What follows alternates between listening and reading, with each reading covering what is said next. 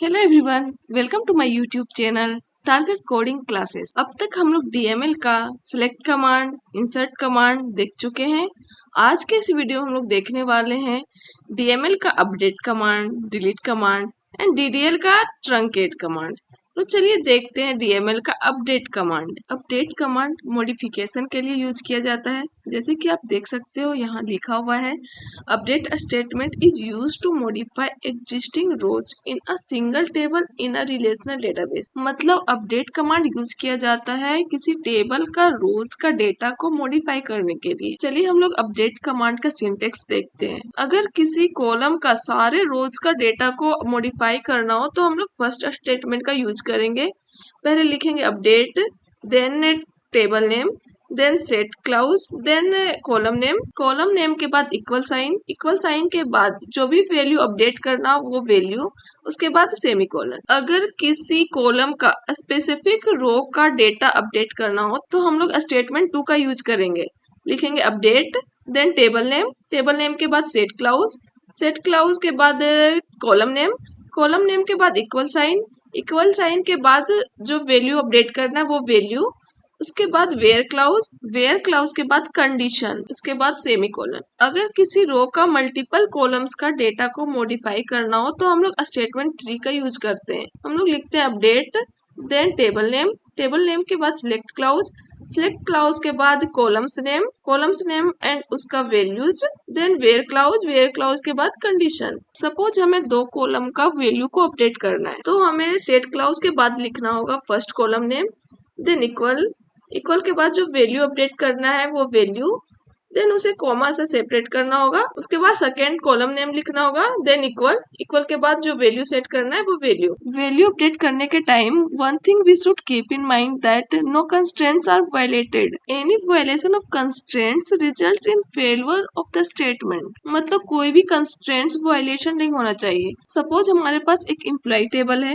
Employ table में एक emp ID column है, इम्प आईडी कॉलम में प्राइमरी की कंस्ट्रेंट सेट है। प्राइमरी की कंस्ट्रेंट मतलब क्या, there should not be any duplicate value. अगर आप किसी एम्प्लॉय का इम्प आईडी अपडेट कर रहे हो और अपडेट करने के टाइम वो वैल्यू सेट कर दिए जो ऑलरेडी उस कॉलम में है, मतलब डुप्लीकेट वैल्यू सेट कर दिए, तो उस time primary key constraint violation error आएगा, मतलब वैल्यू अपडेट नहीं होगा, एरर आएगा। तो चलिए हम लोग ओरेकल लाइव सर्वर पे ये सब करके देखते हैं। यहाँ पे आप देख सकते हो हमारे पास एक टेबल है, एम्प्लॉय टेबल, जिसमें एक इम्प आईडी कॉलम है जो कि प्राइमरी की है, एक इम्प नेम कॉलम है, एक इम्प सैलरी कॉलम है, और ये टेबल में ये सारा डेटा इंसर्टेड है। अगर हमें सारे एम्प्लॉयज का सैलरी 40,000 सेट करना है तो हमें लिखना होगा update employ set column name मतलब emp salary equal to 40,000 semicolon. जब आप इसे रन करोगे तो आप देख सकते हो 3 रोज अपडेटेड, मतलब ये सारे रोज का डेटा अपडेट हो चुका है। आप देख सकते हो सारे रोज का डेटा अपडेट होके 40,000 हो चुका है। अगर हमें एक एम्प्लॉय जिसका एम्प्लॉय आईडी 101 है उसका सैलरी अपडेट करके 50,000 करना है तो हमें लिखना होगा emp salary equal to 50,000 where emp ID equal to 101। जब आप इसे रन करोगे तो आप देख सकते हो 1 रो अपडेटेड। आप देख सकते हो हमारा रो अपडेट हो चुका है। आप देख सकते हो 101 एम्प्लॉय आईडी का डेटा अपडेट हो चुका है, 40,000 से 50,000 हो चुका है। अगर आपको एम्प्लॉय आईडी 101 का सैलरी के साथ साथ नेम भी चेंज करना है, मतलब नेम भी अपडेट करना है, तो आपको इम्प सैलरी के बाद कोमा डाल के emp name equal to suppose Neha डालना है तो नेहा आप सेट कर सकते हो।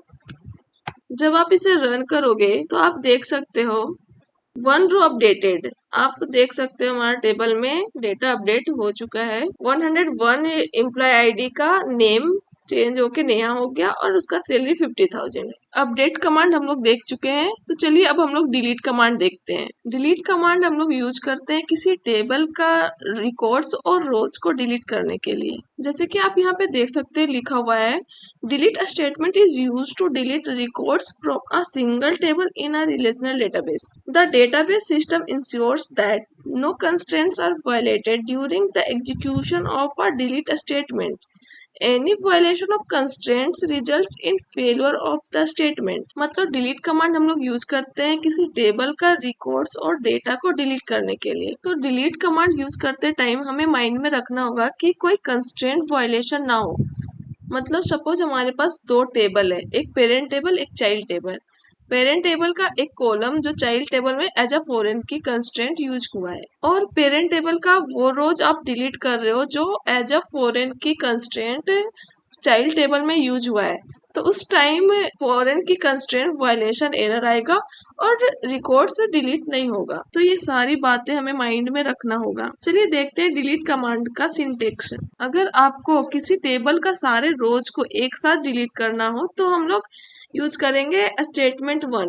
पहले लिखेंगे delete from, then table name के बाद सेमीकोलन। अगर हमें कोई स्पेसिफाइड रोज का डेटा को डिलीट करना हो तो हम लोग स्टेटमेंट 2 का यूज करेंगे। पहले लिखेंगे delete from, then table name के बाद वेयर क्लाउज के बाद कंडीशन, देन सेमीकोलन। तो चलिए ये हम लोग ओरेकल लाइव सर्वर पर करके देखते हैं। आप देख सकते हो हमारे पास एक एम्प्लॉय टेबल है। एम्प्लॉय टेबल में ये सारा कॉलम्स है और ये टेबल में ये सारा डेटा इंसर्टेड है। अगर हमें एक साथ सारे रोज का डेटा को डिलीट करना हो तो हमें लिखना होगा delete from table name semicolon. जब आप इसे रन करोगे तो आप देख सकते हो 3 रोज डिलीटेड, मतलब ये सारा रोज डिलीट हो चुका है। आप सिलेक्ट स्टार फ्रॉम एम्प्लॉय से टेबल देख सकते हो। जब आप इसे रन करोगे तो आप देख सकते हो नो डेटा फाउंड, मतलब इस टेबल में सारा रोज डिलीट हो चुका है, इसमें कोई भी डेटा नहीं है। तो चलिए हम लोग फिर से ये सारा डेटा इंसर्ट कर देते हैं। इंसर्टेड, आप देख सकते हो हमारा डेटा इंसर्ट हो चुका है। अगर हमें कोई स्पेसिफिक रो का डेटा को डिलीट करना है, सपोज हमें 101 एम्प्लॉय आईडी का डेटा डिलीट करना है, तो हमें टेबल नेम के बाद वेयर क्लाउज लिखना पड़ेगा।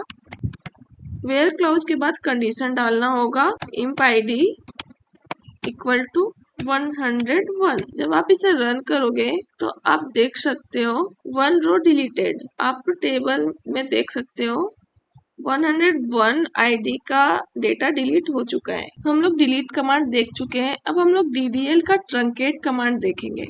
तो चलिए देखते हैं DDL का ट्रंकेट कमांड। डिलीट कमांड हम लोग रोज को डिलीट करने के लिए यूज करते हैं और ट्रंकेट कमांड भी हम लोग रोज को डिलीट करने के लिए यूज करते हैं। बट दोनों में डिफरेंस ये है कि डिलीट कमांड का यूज करके हम लोग को स्पेसिफिक रोज का डेटा डिलीट कर सकते हैं वेयर क्लाउज का यूज करके, बट ट्रंकेट कमांड में हम लोग वेयर क्लाउज का यूज नहीं कर सकते हैं। ट्रंकेट कमांड का यूज करके हम लोग एक साथ सारे रोज को डिलीट कर सकते हैं, कोई स्पेसिफिक रोज को हम लोग डिलीट नहीं कर सकते। और ट्रंकेट कमांड फास्टर है as compare to delete command. कभी कभी इंटरव्यू में ये पूछा जाता है कि ट्रंकेट कमांड और डिलीट कमांड में क्या डिफरेंस है, तो आप बता सकते हो कि ट्रंकेट कमांड में हम लोग वेयर क्लाउज का यूज नहीं कर सकते हैं, बट डिलीट कमांड में हम लोग वेयर क्लाउज का यूज कर सकते हैं। और ट्रंकेट कमांड फास्टर है as compare to delete command. Truncate command का सिंटेक्स आप देख सकते हो। पहले हम लोग को लिखना होगा ट्रंकेट, देन टेबल नेम। चलिए हम लोग ये ओरेकल लाइव सर्वर पे करके देखते हैं। आप देख सकते हो एम्प्लॉय टेबल में ये सारा रोज इंसर्टेड है। अगर आपको एक साथ सारा रोज को डिलीट करना हो तो हम लोग ट्रंकेट कमांड का यूज करते हैं। हम लोग को लिखना होगा ट्रंकेट के बाद टेबल के बाद टेबल नेम, देन सेमीकोलन। जब आप इसे रन करोगे तो आप देख सकते हो टेबल ट्रंकेटेड, मतलब ये सारा रोज टेबल से डिलीट हो चुका है। आप देख सकते हो सिलेक्ट स्टार फ्रॉम एम्प्लॉय से टेबल, आप देख सकते हो नो डेटा फाउंड, मतलब ये सारा रोज टेबल से डिलीट हो चुका है। अगर आप ट्रंकेट कमांड में वेयर क्लाउज का यूज करोगे, where imp id equal to 100, जब आप इसे रन करोगे आप देख सकते हो एरर आ रहा है, इनवैलिड ट्रंकेट ऑप्शन। मतलब हम लोग वेयर क्लाउज का यूज नहीं कर सकते ट्रंकेट कमांड के साथ। तो आज हम लोग अपडेट डिलीट ट्रंकेट कमांड देखे। अगर आप चैनल को सब्सक्राइब नहीं किए हो तो प्लीज चैनल को सब्सक्राइब कर दो। आज के लिए बस इतना ही, मिलते हैं नेक्स्ट वीडियो में। Till then keep learning, keep exploring, bye, thank you.